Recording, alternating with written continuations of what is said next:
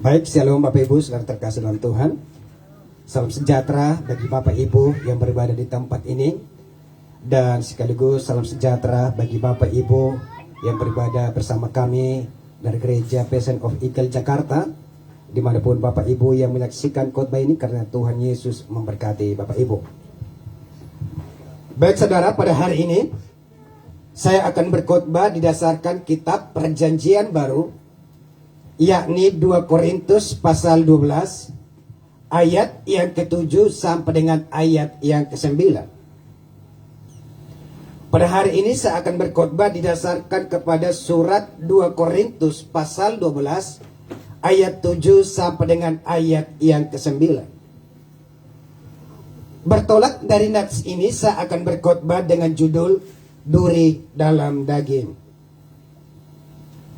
Saya akan berkhotbah dengan judul Duri dalam Daging. Jika Bapak Ibu ada bawa Alkitab, mari perhatikan Alkitab kita baik-baik. Firman Tuhan mengatakan demikian. Dan supaya aku jangan meninggikan diri karena penyataan-penyataan yang luar biasa itu, maka aku diberi suatu duri di dalam dagingku, yaitu seorang utusan iblis untuk menggocok aku, supaya aku jangan meninggikan diri. Ayat yang ke-8 dikatakan, tentang hal itu aku sudah 3 kali berseru kepada Tuhan, supaya utusan iblis itu mundur daripadaku. Tetapi jawab Tuhan kepadaku, cukuplah kasih karuniaku bagimu, sebab justru dalam kelemahanlah kuasaku menjadi sempurna. Sebab itu terlebih suka aku bermegah atas kelemahanku, supaya kuasa Kristus turun menaungi aku. Amin. Saudara, surat Rasul Paulus ini atau pembacaan firman Tuhan ini didasarkan kepada suatu latar belakang ketika di pasal 12 ayat-ayat yang pertama, Paulus mendapatkan suatu penglihatan, Paulus mendapatkan suatu penyataan yang luar biasa. Dikatakan Bapak Ibu bahwa Rasul Paulus itu diperhadapkan ke suatu tempat, bahkan karena saking tempat itu begitu indah, Rasul Paulus tidak menyadari, Rasul Paulus tidak sadar apakah itu ada di dalam daging atau itu ada di luar daging.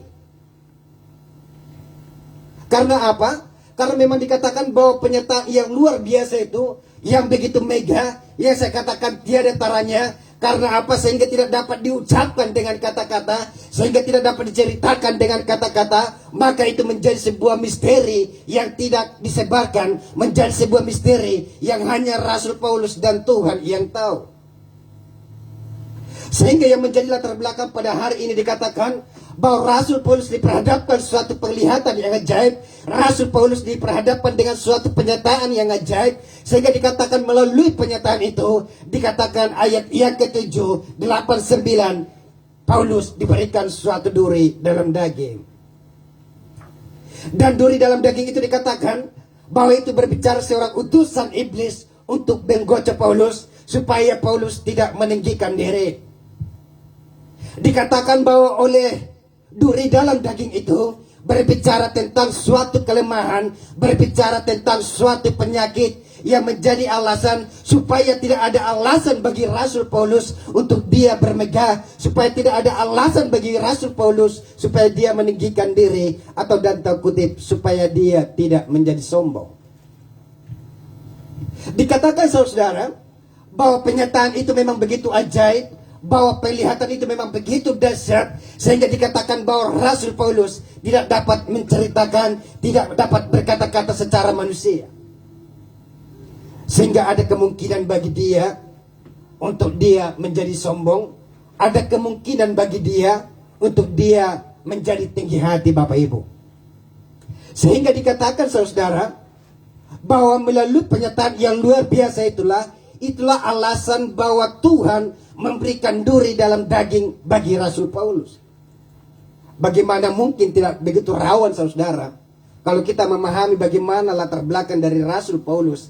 Dikatakan bahwa ia adalah seorang nabi yang ajaib, seorang nabi yang luar biasa. Bahkan beliau adalah nomor 2 nabi terbesar dalam Alkitab. Rasul Paulus begitu ajaib, begitu hebat dengan penginjilan. Rasul Paulus terkenal dengan penyembuhan.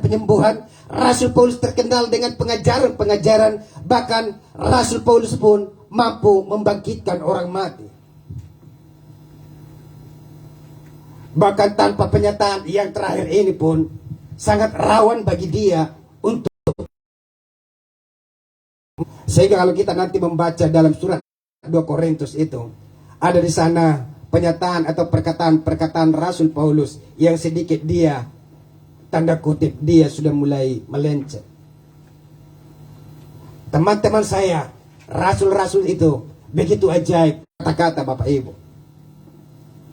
Sehingga sekali lagi saya katakan, ada kemungkinan bagi dia untuk menjadi sombong. Sehingga dikatakan bahwa ayat yang ke-7, dikatakan aku diberi suatu duri di dalam dagingku, yaitu seorang utusan iblis untuk menggocok aku. Ada banyak para penafsir menafsirkan, ada beberapa orang menafsirkan, oh berarti Rasul Paulus diganggu oleh roh jahat. Bukan Bapak Ibu. Bagaimana mungkin seorang hamba Tuhan yang penuh urapan diganggu oleh roh jahat? Tidak mungkin. Tetapi dikatakan bahwa seorang utusan iblis itu menggocok aku supaya aku tidak meninggikan diri, supaya aku tidak menjadi sombong karena penyataan-penyataan yang luar biasa itu.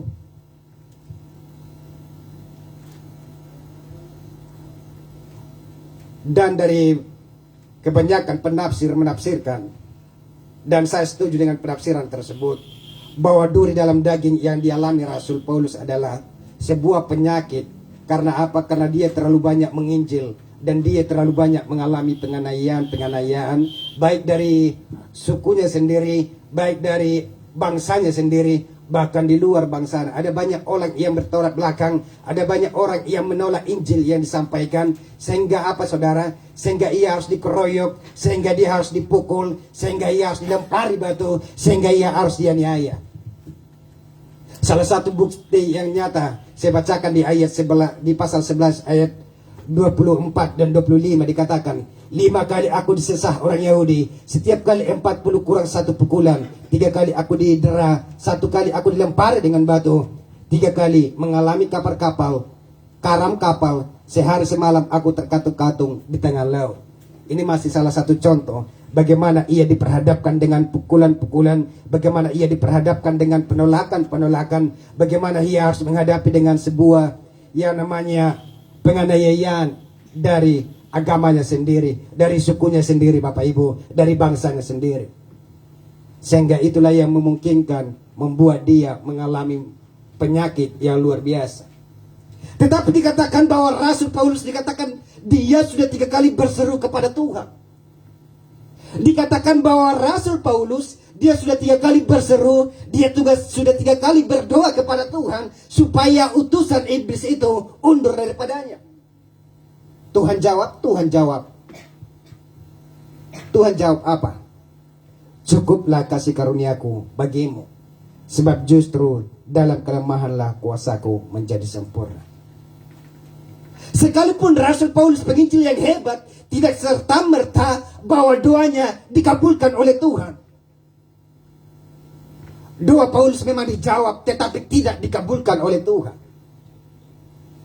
3 kali dia berseru supaya utusan iblis itu undur daripadanya, supaya mungkin penyakitnya itu disembuhkan. Karena memang sangat memalukan Bapak Ibu, kalau secara kedagingan dia mampu melakukan musisat kesembuhan, tetapi dia sendiri mengalami penyakit.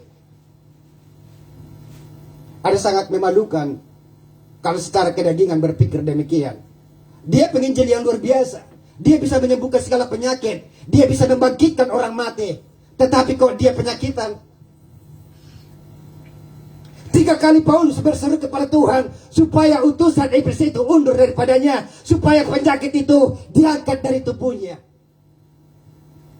Tetapi Tuhan tidak pernah mengabulkan itu.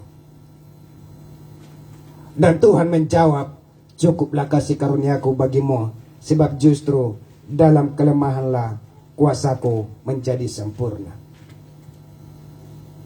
Dikatakan duri dalam daging itu berbicara tentang Ketika sesuatu yang menyakitkan bagi kita, ketika sesuatu itu tidak sesuai dengan pengharapan kita, entah itu penyakit dalam hidupmu, entah itu pendapatan dalam hidupmu, atau persoalan pergumulan apapun dalam hidupmu, saya katakan, mungkin itu adalah sesuatu duri dalam daging, atau duri dalam dagingmu Bapak Ibu.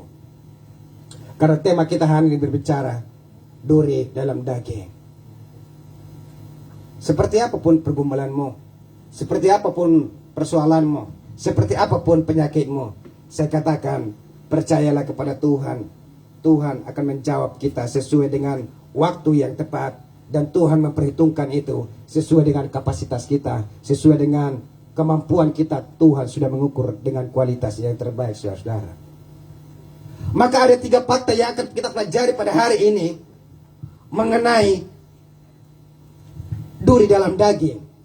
Ada 3 fakta di balik duri dalam daging. Yang pertama, itu sebagai evakuasi kepada penyerahan total. Yang kedua berbicara sebagai akses mengalami pertolongan Tuhan. Dan yang ketiga, di balik duri dalam daging adalah sebagai kartu pengaman untuk menghindari kesombongan Bapak Ibu. 3 fakta inilah yang pembahasan kita, yang sekaligus menyadari kita, yang sekaligus mengingatkan kita bahwa duri dalam daging itu bukanlah serta-merta karena Tuhan marah kepada kita, bukanlah serta-merta karena Tuhan menghukum kita. Tetapi saya katakan, kadang-kadang duri dalam daging itu berbicara, Tuhan mau supaya kita lebih dekat kepada Dia. Tuhan mau supaya kita lebih dekat kepada Tuhan, supaya kita tetap membangun komunikasi dengan Tuhan. Sehingga yang pertama saya katakan, sebagai evakuasi kepada penyerahan total. Evakuasi berbicara di sana, saudara-saudara, mengenai pengungsian atau pemindahan dari daerah yang berbahaya ke tempat yang lebih aman. Evakuasi berbicara sebagai pengungsian atau pemindahan dari daerah yang berbahaya ke tempat yang lebih aman. Ini adalah alasan dibalik duri dalam daging sebagai evakuasi kepada penyerahan total kepada Tuhan. Kalau tadinya tidak ada duri dalam dagingmu, itu akan memungkinkan kita menjadi sombong, itu akan memungkinkan kita menjadi tinggi hati. Kalau semua sudah sehat, semua sudah punya kekayaan, semua tidak butuh Tuhan, ujung-ujungnya manusia itu akan menjadi sombong, saudara. Tidak memerlukan Tuhan lagi. Karena banyak orang akan berbicara bahwa keuangannya bisa menolong dia. Karena akan banyak orang berpikiran bahwa pengetahuannya, bahwa kecerdasannya bisa membantu dia, sehingga tidak membutuhkan Tuhan dalam hidupnya. Sehingga yang penting, ada sebuah duri dalam dagingmu, itu untuk mengarahkan kita, untuk menjadi evakuasi kepada penyerahan total di hadapan Tuhan.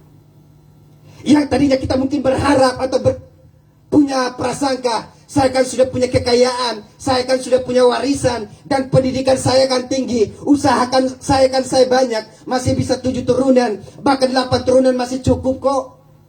Tidak memerlukan Tuhan. Dan dibalik semua duri yang ada dalam dagingmu lah, itu mengarahkan kita, memindahkan kita dari zona yang berbahaya, yang tanda kutip saudara sudah membangun ada tembok pemisah dengan Tuhan, sudah membangun tanpa Tuhan saudara hidup. Duri dalam daging itu bisa mengarahkan kita, bisa mengungsikan kita ke tempat yang lebih baik, yaitu berfokus kepada Tuhan. Sehingga kita menyerahkan, ada penyerahan total kepada Tuhan, saudara. Maka dalam setiap perencanaan kita, ketika kita bekerja atau melakukan sesuatu, atau sebelum bertindak, atau sebelum membangun, dikatakan untuk kita menyerahkan diri total kepada Tuhan. Jadi sekali lagi saya katakan bahwa duri dalam dagingmu, itulah bukan serta-merta berbicara tentang karena Tuhan marah bagimu. Itu bukan serta-merta berbicara hukuman Tuhan bagimu. Itu bukan serta-merta karena mungkin saudara melakukan sesuatu yang jahat, melakukan sesuatu yang salah, maka Tuhan menghukum saudara. Tidak serta-merta. Sekalipun ada dikatakan hukum sebab tak bertuai Bapak Ibu. Tetapi hari ini kita berbicara bahwa duri dalam daging sebagai evakuasi kepada penyerahan total kepada Tuhan. Ada dua orang saya bahas dalam pembahasan ini. Mereka ini adalah penulis klasik. Yang pertama, Plinius pernah berkata, kita adalah yang terbaik ketika kita menjadi lemah. Dan penulis yang lain bernama Quintilian, dia mengatakan semua kesombongan pikiran akan hancur oleh penderitaan fisik. Jadi ada untungnya bagi kita, ada maknanya bagi kita, ada duri dalam dagingmu saudara. Ada maknanya bagi kita, ada kelemahan dalam dirimu. Ada maknanya bagi kita, ada mungkin engkau diizinkan untuk mengalami penyakit, atau engkau diizinkan untuk mengalami kekurangan. Saya katakan ada maknanya bagi kita, duri di dalam daging. Sebagai penyerahan total, sebagai evakuasi kepada penyerahan total kepada Tuhan. Sehingga engkau tidak hanya sombong, tidak meninggikan diri. Engkau tidak perlu lagi bergereja, engkau tidak perlu lagi datang kepada Tuhan.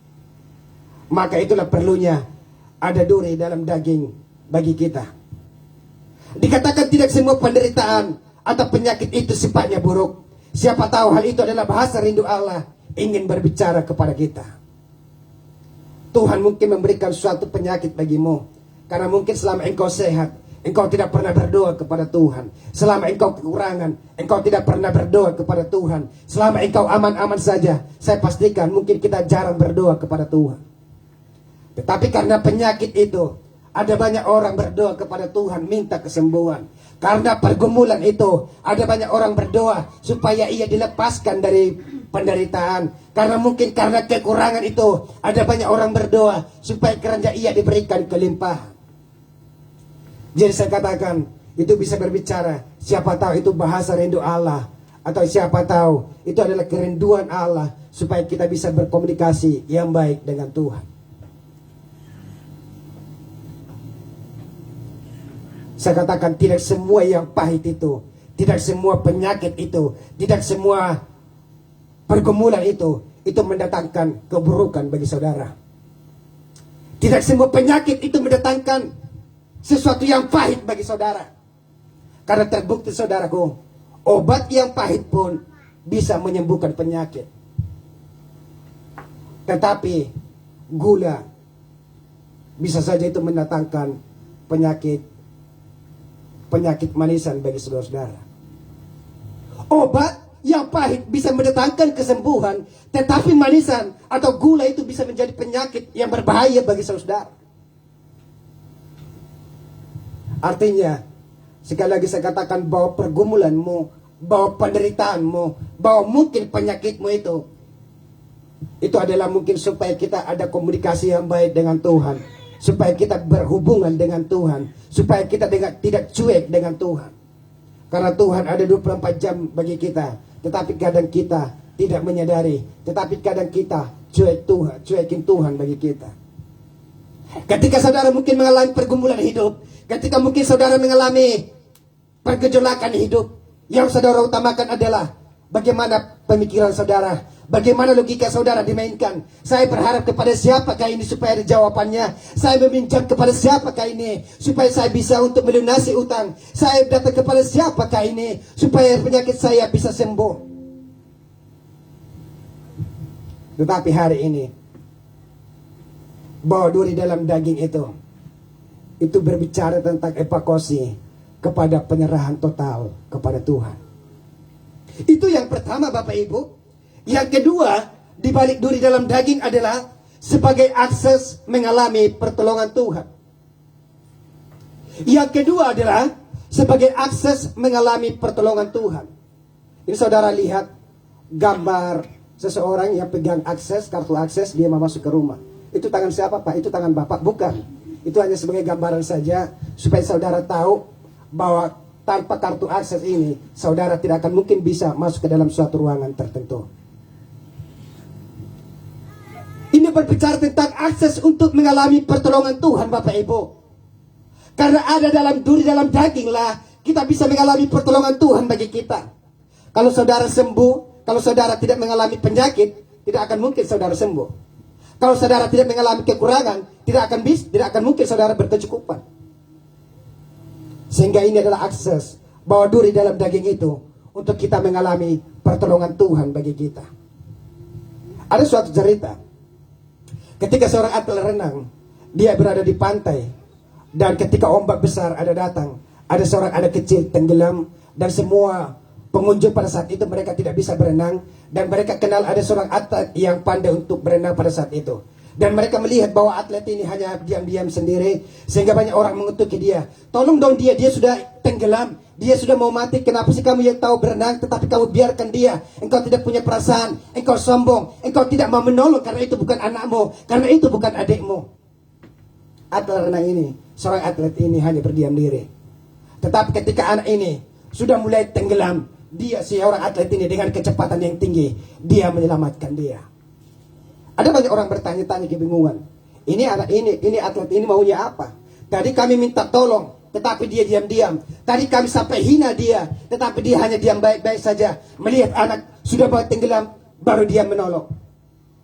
Seorang atlet ini menjawab, Bapak Ibu, kalau tadi saya langsung menolong dia dengan egonya dia, dengan kekuatan dia, akan berusaha untuk menarik saya ke bawah, sehingga kami berdua akan bisa tenggelam.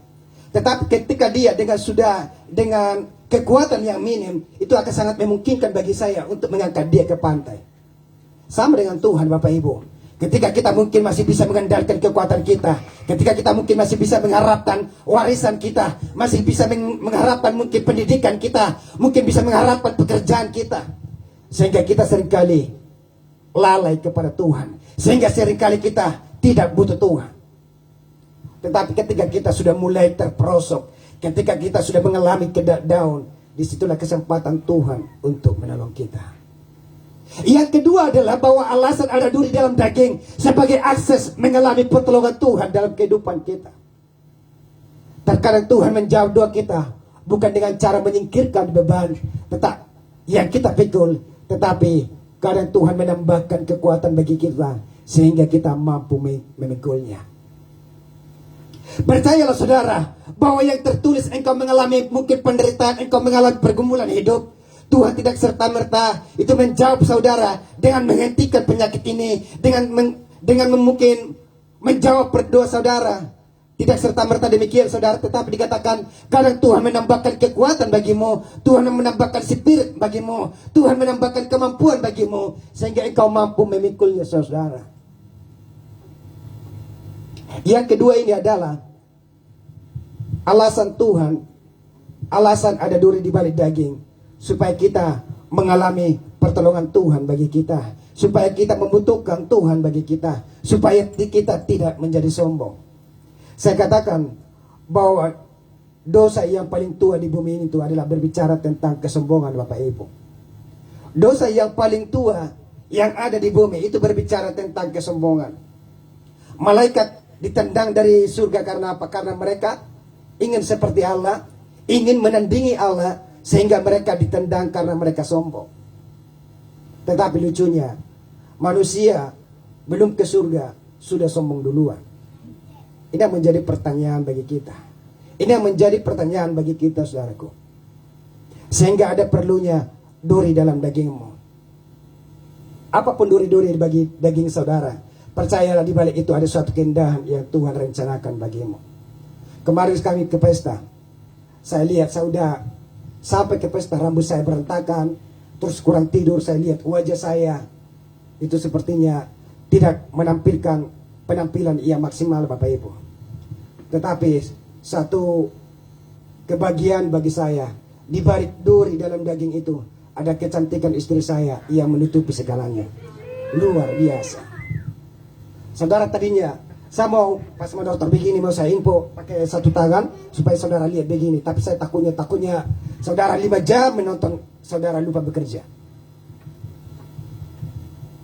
Saya katakan di balik semua pergumulanmu, di balik semua penderitaanmu, di balik semua penyakitmu, Tuhan mengerjakan sesuatu yang indah. Tuhan mengerjakan sesuatu yang baik bagimu, sehingga kita membutuhkan Tuhan, sehingga kita tidak menjadi sombong, sehingga kita tetap mengingat kepada Tuhan. Dan saya katakan bahwa duri dalam daging itu untuk mengontrol kita, supaya kita tetap berada di jalur Tuhan. Itu sebagai pengingat bagi kita supaya kita tetap berada di jalur Tuhan. Tentara Israel atau tentara Inggris, kenapa mereka bisa tegap sekalipun mereka diperhadapkan dengan masalah yang besar, sekalipun mereka diperhadapkan dengan keributan yang besar, kenapa mereka bisa tegap memandang ke depan, tidak melihat ke kanan ke kiri? Ternyata dipelajari, mereka ketika mereka latihan, ada ditaruh semacam silet di lehernya atau semacam jarum pentul. Ketika mereka salah bergerak, maka wajahnya, kulitnya bisa terlukai. Dari alasan itulah mereka bisa terbiasa untuk tampil tegap. Karena alasan itulah mereka bisa tampil tegap sekalipun mungkin keributan di sekelilingnya. Dia tidak akan peduli. Karena yang dia pikirkan adalah, kalau nanti saya bergerak ke kanan atau ke kiri atau ke atas ke bawah, maka wajah saya ia menjadi taruhan. Makanya ada pisau ditaruh di dalam lehernya. Itu sebagai titik kontrol bagi dia, untuk mengontrol dia supaya dia tidak bergerak ke kanan atau ke kiri, tidak mengontrol dia ke atas atau ke bawah. Sama dengan firman Tuhan hari ini, ada duri dalam dagingmu untuk mengontrol kita supaya kita tidak salah berjalan, supaya kita tidak salah mengambil keputusan, supaya kita tidak bertindak sendiri, karena ada Tuhan yang menolong kita. Itu nomor 2. Yang ketiga, biasanya kalau saya sudah berbicara yang ketiga, pemain musik udah bisa beda sifatnya, udah bisa beda wajahnya ketika mendengarkan poin yang pertama dengan poin yang ketiga. Karena poin yang ketiga itu biasanya mengandung musisat yang ngantuk bisa terbangun. Haleluya. Yang ketiga adalah dibalik duri dalam daging sebagai katup pengaman untuk menghindari kesombongan. Yang ketiga dibalik duri dalam daging adalah sebagai katup pengaman untuk menghindari kesombongan. Katup berbicara sebagai alat penutup untuk melindungi diri. Saya katakan bahwa katup itu berbicara sebagai alat penutup untuk melindungi diri. Sehingga kalau ada kepolisian atau kalau ada kepolisian, jangan langsung diputar-putar ya, saya bingung. Kalau misalnya ada polisi untuk mengamankan bom, itu biasanya mereka memakai katup pengaman. Kalau misalnya sewaktu-waktu bom ini meledak, mereka masih bisa diselamatkan Bapak Ibu. Karena apa? Karena ada katup pengaman yang mereka pakaikan. Ini berbicara yang ketiga adalah bahwa duri di balik duri dalam daging itu berbicara sebagai katup pengaman untuk menghindari kita dari kesombongan. Ada duri dalam daging itu untuk menghindari kita dari berbagai kesombongan, untuk menghindari kita dari berbagai segala tinggi hati, untuk menghindari kita dari segala sesuatu yang tidak berkenan dengan Tuhan.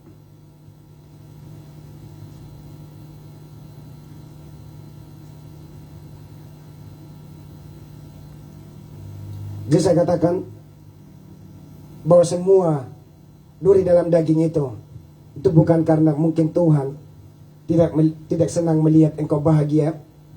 Tuhan bukan karena tidak senang melihat engkau sukses. Tuhan bukan karena tidak senang melihat engkau mungkin sehat.